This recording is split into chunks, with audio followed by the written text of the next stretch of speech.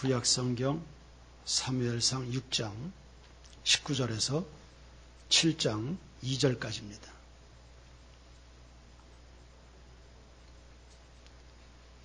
사무엘상 6장 19절에서 7장 2절까지 제가 봉독합니다. 벳세메스 사람들이 여호와의 궤를 들여다본 까닭에 그들을 치사 5만 70명을 죽이신지라. 여호와께서 백성을 쳐서 크게 살육하셨으므로 백성이 슬피 울었더라.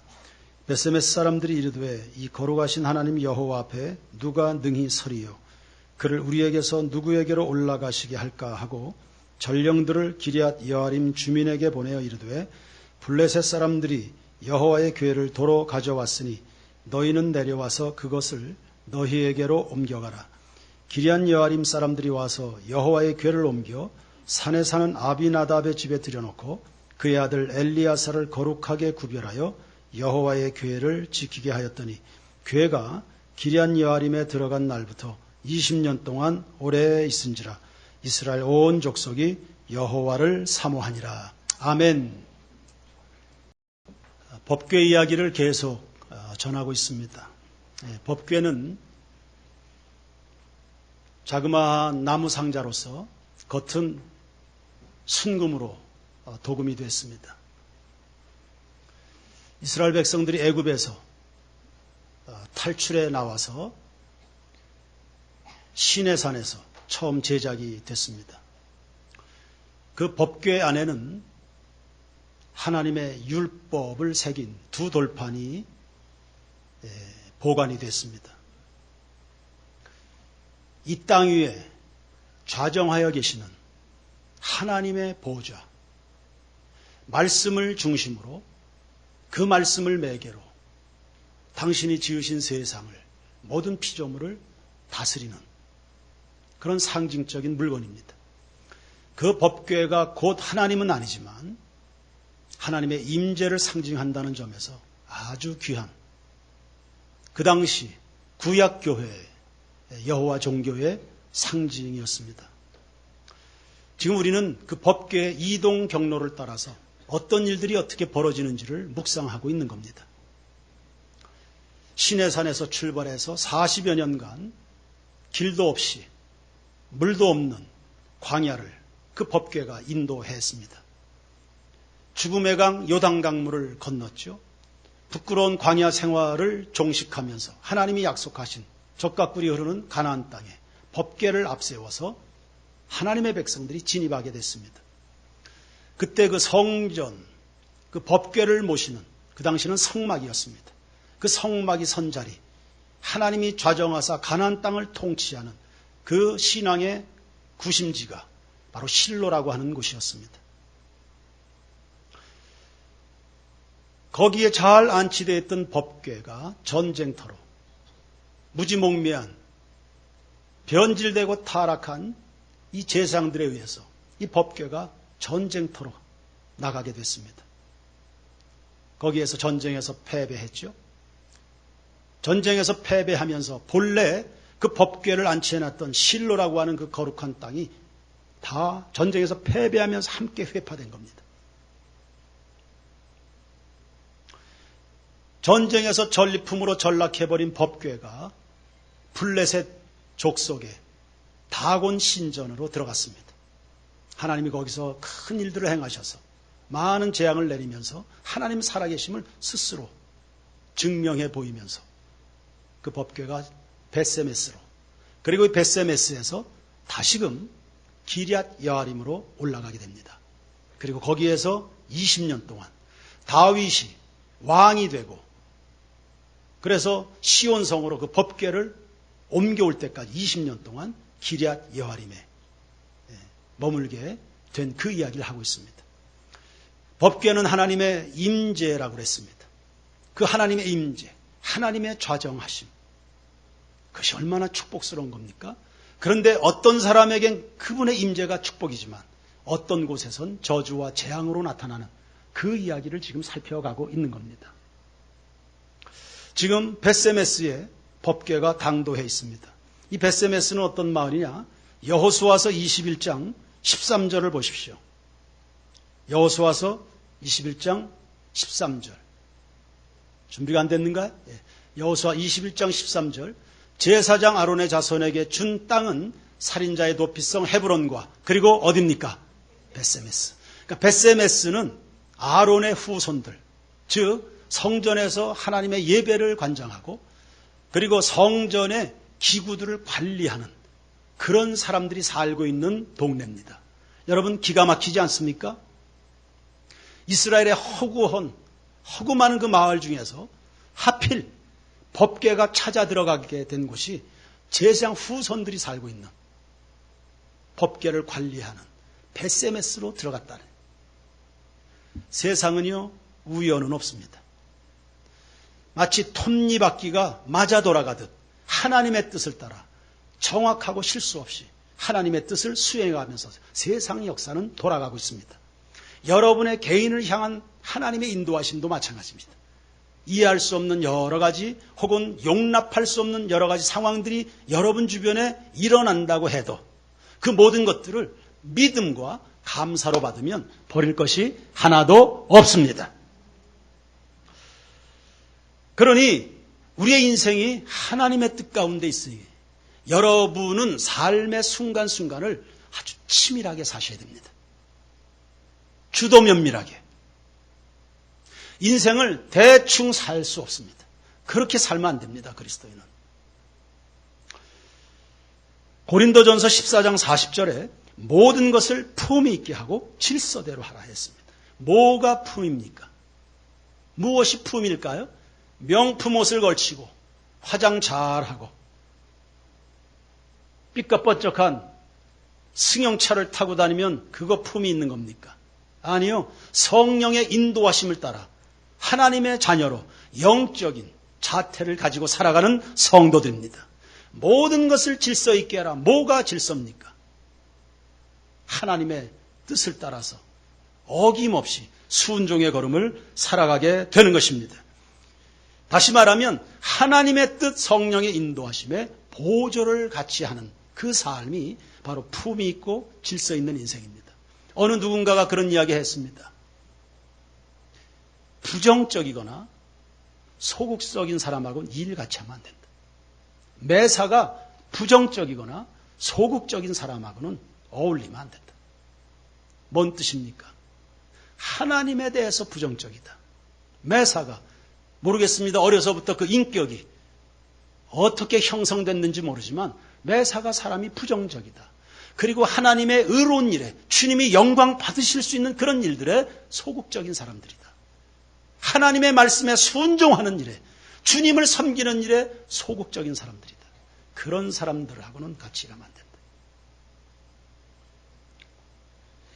모르겠습니다. 오늘 이 설교를 듣는 이 자리에 여러분 중에 부정적이거나 거룩한 일, 의로운 일에 소극적인 사람들이 있을 수도 있겠습니다. 그럼 어떡하란 말입니까? 나는 본래 기질이 그러니까, 난 그렇게 배웠으니까, 그렇게 형성됐으니까, 아니요, 그것 평생토록 그렇게 사실 겁니까? 태도를 바꾸십시오. 태도 바꾸십시오. 그 바꾸는 거 쉽지 않겠지만 마음을 먹고 결단하면 바꿔집니다. 세상에 바꿔지지 않는 게 어디 있겠습니까? 마음을 먹지 않아서 그렇지. 저는 결혼 이후에 제 아내로부터 콜레스테롤이 많다는 이유로 계란 후라이를 얻어먹질 못했습니다. 근데 언젠가 누구한테 그 계란을 하루에 그래도 뭐 한두 개 정도는 먹어야 가슴에 근육이 생긴다는 말을 듣고는 그때부터 해주더라고. 계란 후라이를.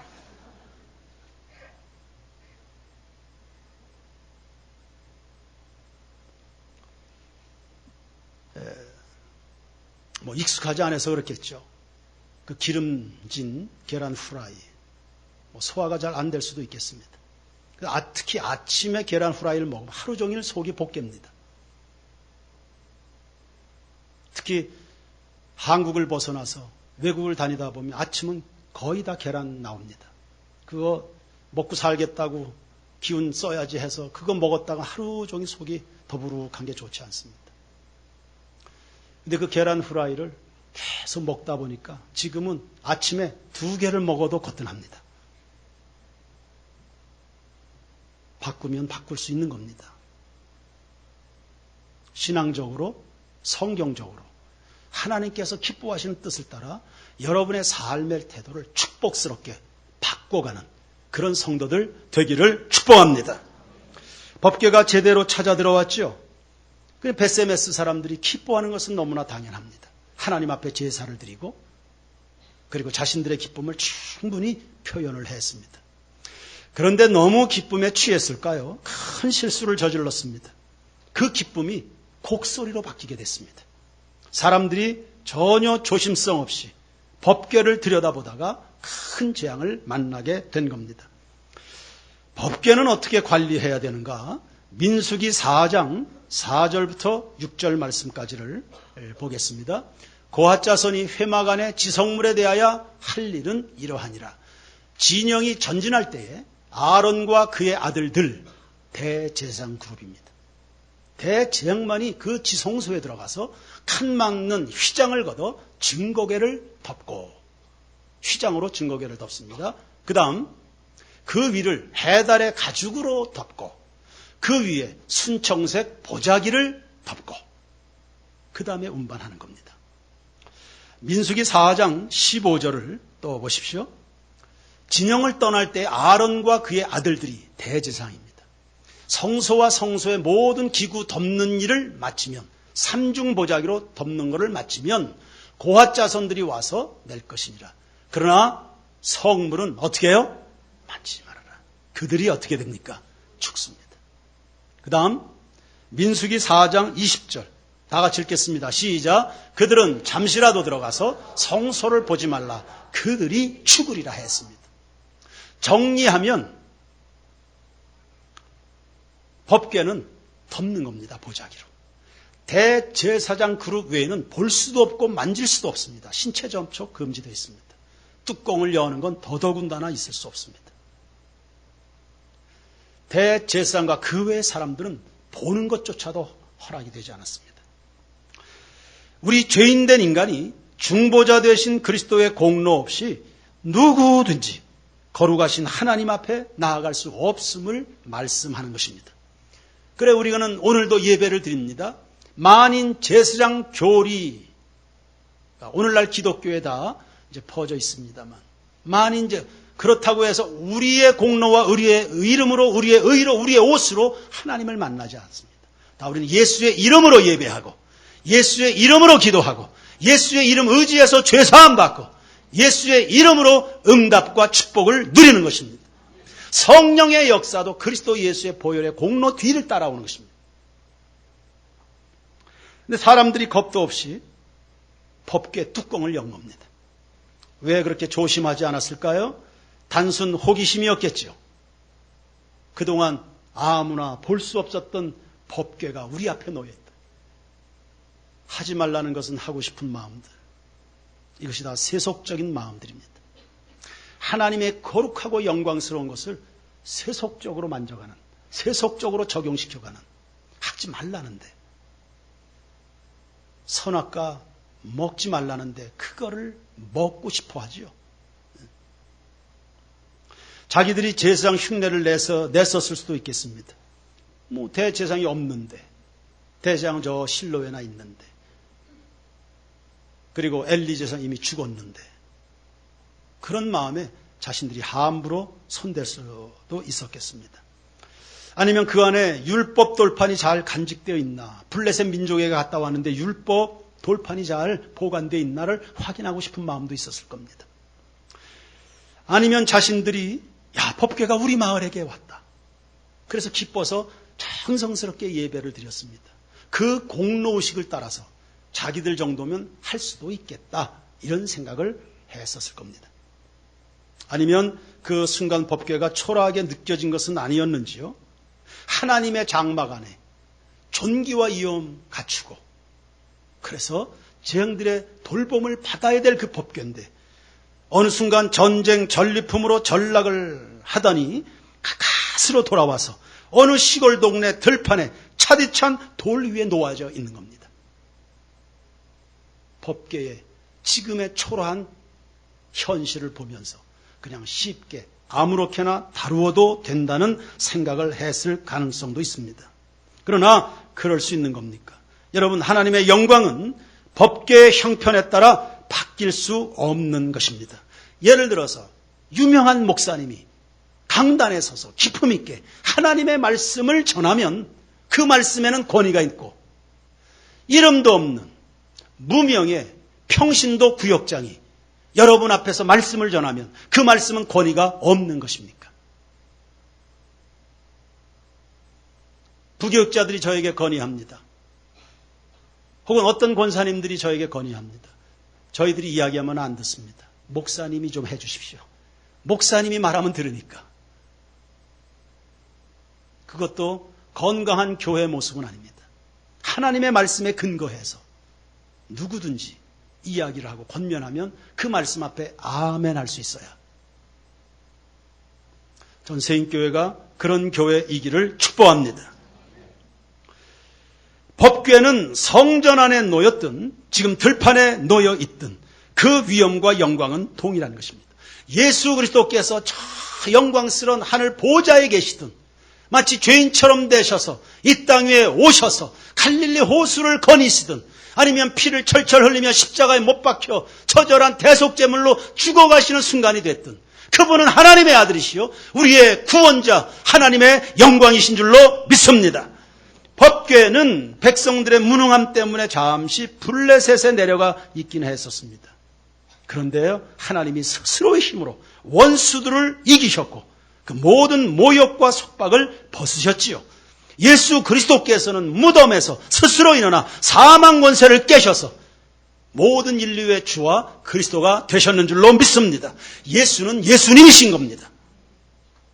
그러니 베세메스 사람들은 율법의 지시를 따라서 마음을 다해서 법궤를 다루고 하나님을 경외했어야 옳습니다. 그 성읍에 리더들이 있었을 텐데 대제사장은 아니더라도 평제사장은 하나쯤 그 도시에 있지 않았겠습니까? 그렇다면 그 리더가 율법에서 배운 대로 어떤 식으로든 법궤를 가리고 백성들로 하여금 접근을 못하도록 그렇게 해서 하나님의 영광을 훼손하지 않도록 했어야 되는데 언제나 리더들의 책임이 대두됩니다. 우리 교회는 교육자들도 있습니다. 중직자들도 있습니다. 교회의 뿌리 조직이 되는 각 구역의 구역장들이 있습니다. 우리 교회는 수백 명의 평신도 리더들이 있습니다. 여러분, 진리의 말씀을 옳게 분별해서 그 말씀이 내 삶에 어떤 경우에도 준행되도록 말씀에 헌신하시길 바랍니다. 후배들로 하여금 하나님을 경외하도록 해서 범죄를 예방하도록 해 주셔야 됩니다. 오늘날 법궤는 없습니다. 그러나 하나님은 내 마음을 지성소로 삼으셔서 말씀 가운데 좌정하여 계십니다. 그러니 말씀의 태도가 어느 순간에도 풀어지면 안 됩니다. 말씀은 언제나 우리 안에 절대적 기준으로 말씀으로 자리해야 여러분의 인생은 복되게 미래가 열어지게 될 것을 믿습니다. 기분 좋을 때 영적으로 업이 됐을 때 그때도 말씀이고 여러분이 혹이라도 기분이 다운됐어도 말씀은 말씀입니다. 성공길을 갑니까? 실패했습니까? 명예롭습니까? 수치스럽습니까? 그때도 말씀은 말씀대로 가야 됩니다.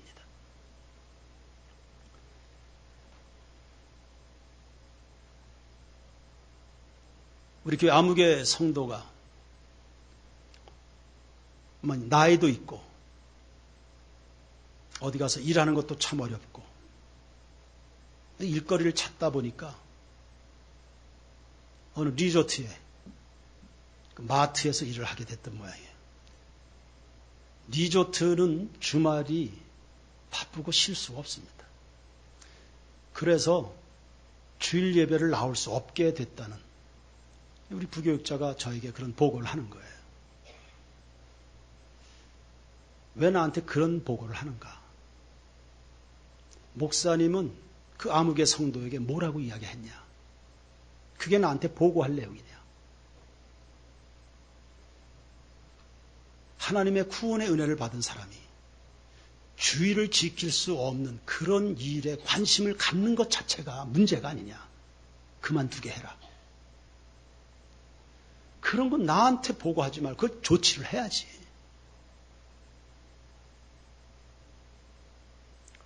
왜 그런 조치는 꼭 내가 해야 되고 자기는 늘 착한 목사님 소리 듣고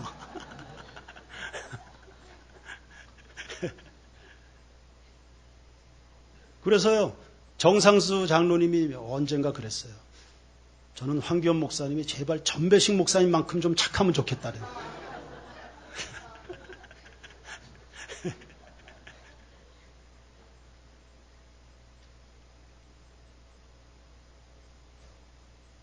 주일은 일주일 중에 하나님의 임재를 경험하도록 특별하게 구별된 날입니다.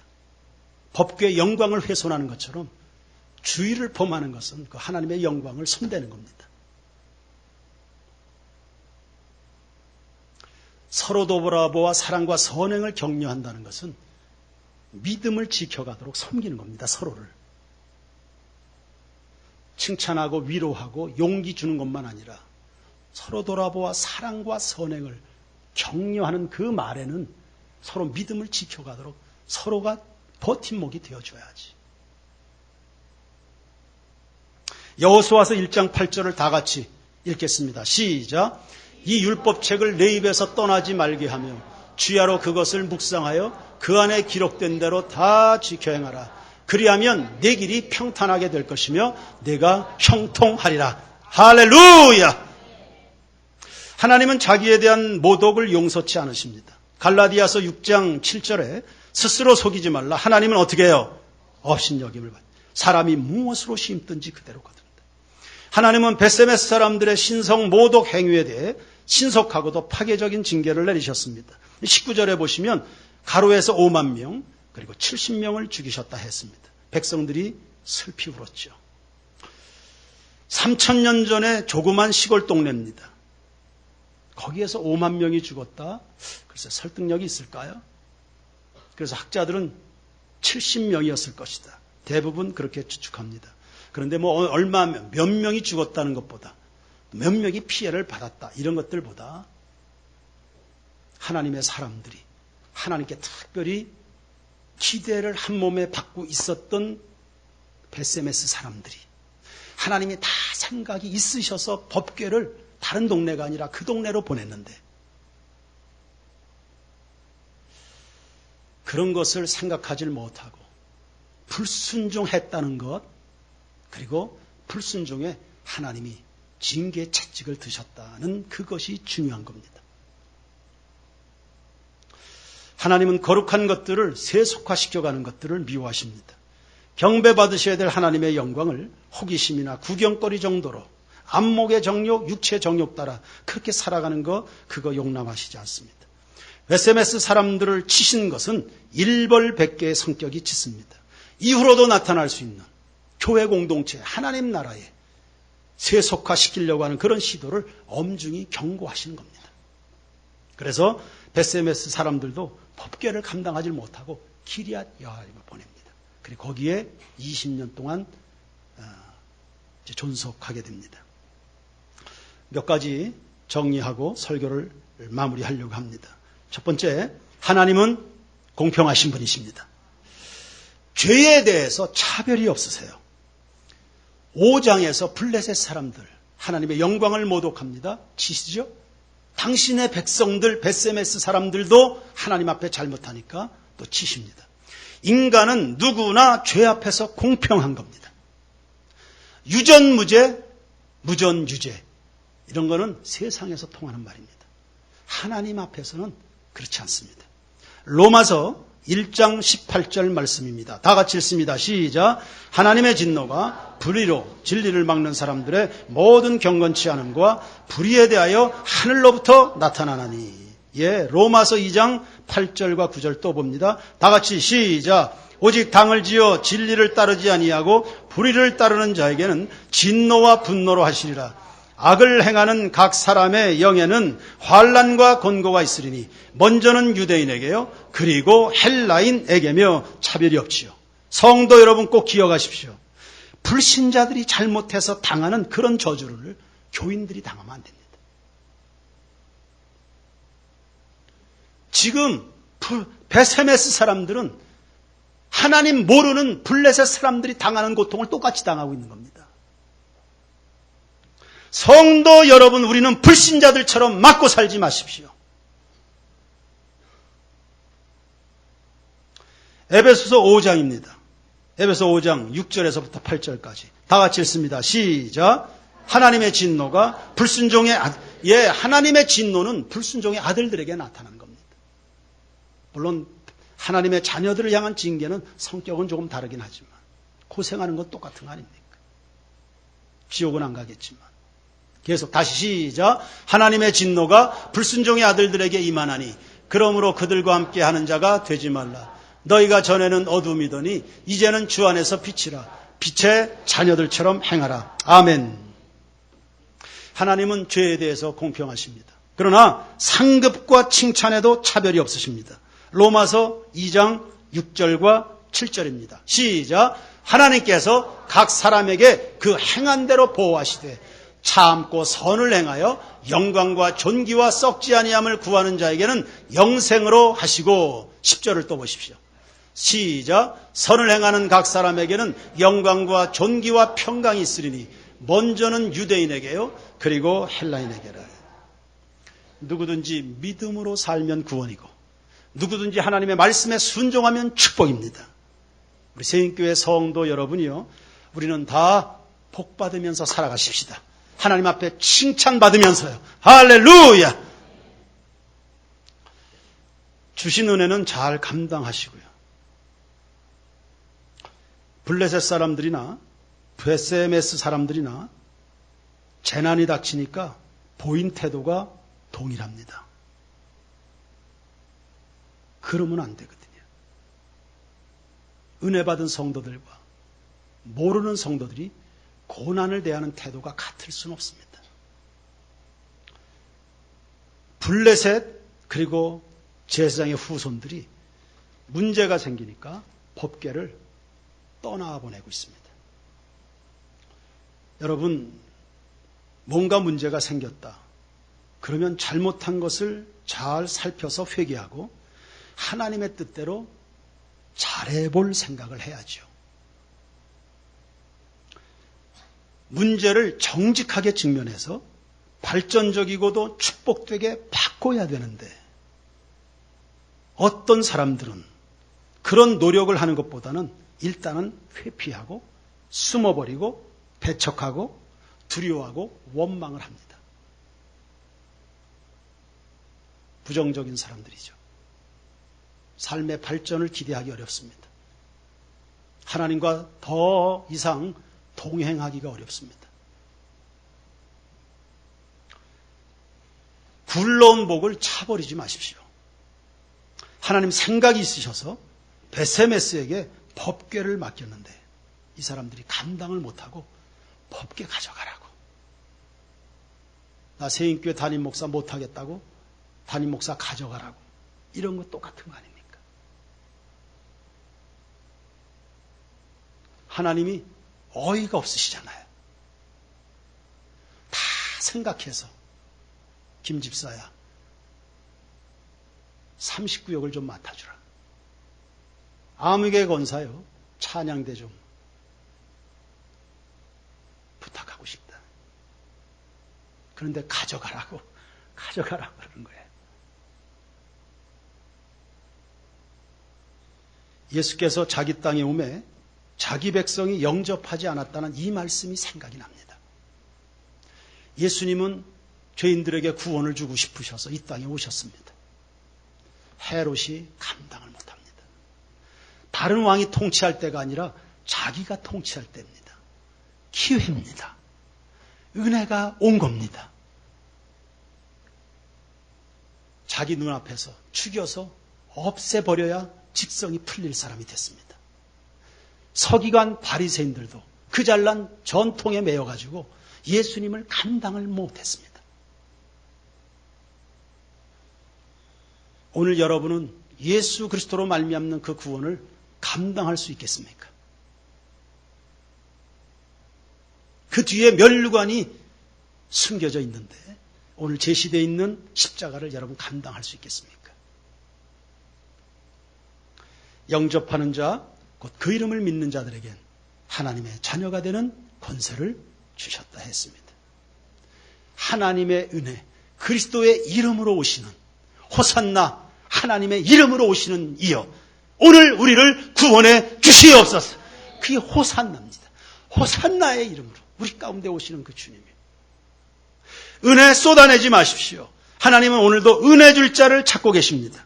사울은 감당을 못합니다. 왕을 시켜놨는데 감당을 못합니다. 그가 무능력해서 감당한 게 아닙니다. 생각이 딴 데 있어서였습니다. 그의 마음이 순수 주님에게 있지 않아 감당을 못해요. 다윗은 감당할 수 있는 그릇이었습니다. 내가 이세 아들 다윗을 만나니 내 마음에 합한 사람이라 했습니다. 야곱은 감당했지요. 에서는요, 장자의 명분을 감당을 못합니다.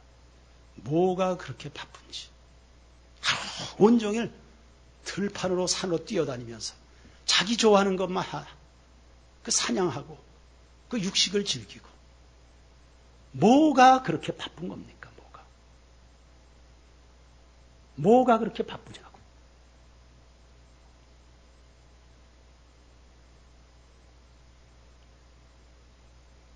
그러다가 장자의 명분을 감당을 못했어요. 하나님 앞에 조용하게 묵상하고 그분과 대화하면서 내 인생을 향한 하나님의 축복도 그리고 세인교회 공동체가 다 같이 추구해야 될 공동의 가치, 공동의 선이 무엇인지를 묵상해 가면서 그런 시간들도 좀 있어야 되는 거 아닙니까? 근데 뭐가 그렇게 바쁜지 에서처럼 그냥 뛰어다니고 자기 하고 싶은 거 해가면서요. 인생이 몇 년이나 더 살 건데요. 인생을 얼마나 더 호사를 누려야 되는 겁니까? 지난 주일 저녁 예배 때도 우리 성도들과 이야기했습니다만 우리 권사님들하고도 짧은 시간 나누었습니다. 하나님 앞에 기도할 만큼의 체력이 없을 만큼 그렇게 세상 일이 바쁜다.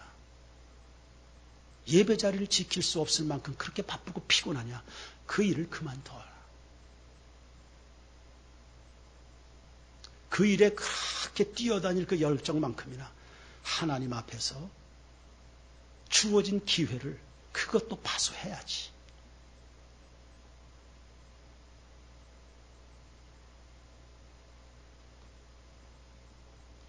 아이들을 낳지 않아서 인구 절벽으로 하나님의 나라가, 교회가 무너져가는 것을 보는 것과 동시에 하나님 앞에서 내가 누군지조차 하나님이 기대를 가지고 찾아오셨는데 그것을 외면한 채 에서처럼 그저 쏟아내기 바쁜 그게 교회가 무너져가는 징조 아닙니까?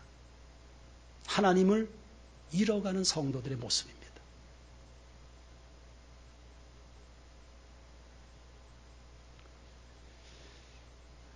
기럇 여아림 사람들은요, 법궤 가져가라니까요, 아주 좋아가지고, 그 사람들도 눈이 있고 귀가 있습니다. 블레셋에서 어떤 일이 벌어졌는지, 베세메스에서 어떤 고생이 있었는지 왜 모릅니까? 그런데도 법궤 가져가라니까 그냥 한 길에 달려와서 법궤를 자기 동네로 옮기고 그 동네에서 가장 거룩하고 경건하고 잘 준비된 사람을 선택해서 아비나답입니다. 그리고 그 아들 엘리야살에게 법궤를 관리하도록 책임을 맡기고 20년 동안 그 복을 누린 겁니다. 똑같은 문제가 벌어졌을 때 법궤가 우리 마을로 들어와서 우리가 엄청 복을 받겠구나. 이렇게 생각할 수 있고요. 법궤가 가는 곳마다 큰 문제가 터졌다더라. 그러니까 법궤는 가까이 할 수 없는 물건이다. 이렇게 부정적으로 받는 스타일도 있습니다. 여러분 어느 쪽이십니까?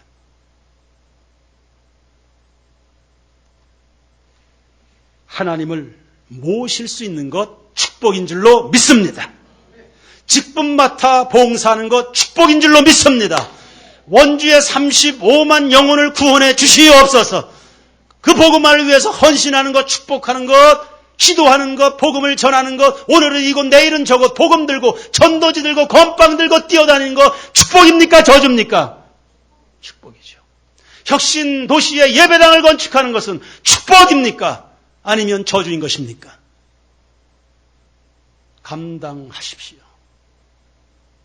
오늘날 다음 세대 신앙의 교육을 전수해 가는 것은 축복입니까? 저주입니까? 며칠 전에 통계가 나왔습니다. 대한예수교 장로회 합동교단, 우리나라에서 제일 큰 기독교 교단입니다. 30%가 교회 학교가 없다고 합니다. 제일 큰 교단입니다. 30%가 교회 학교가 없습니다. 아이들이 없는 게 아니라 그냥 교회 학교를 포기한 겁니다. 교사로 헌신하는 사람이 없든지, 한 영혼에 대한, 한 영혼이 100이 되고 1000이 될 수 있는 비전이 없든지,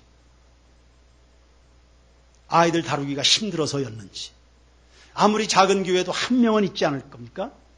한 명은 전도할 수 있는 거 아닙니까? 우리 세인교회 교회학교는 저희 3딸로 출발했습니다. 그래도 형편이 나온 20년 전에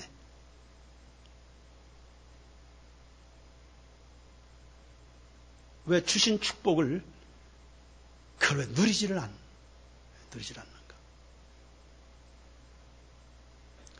여러분의 가정은, 여러분의 가족은 축복입니까? 저주입니까?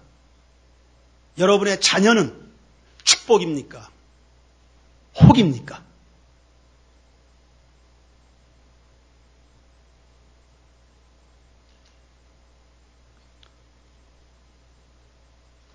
기럇 여아림 사람들처럼 성도 여러분, 우리는 다 축복된 길로 나아가는 은혜인 줄 알아서 기꺼이 감당할 수 있는 여러분 모두가 되기를 주님의 이름으로 축원합니다.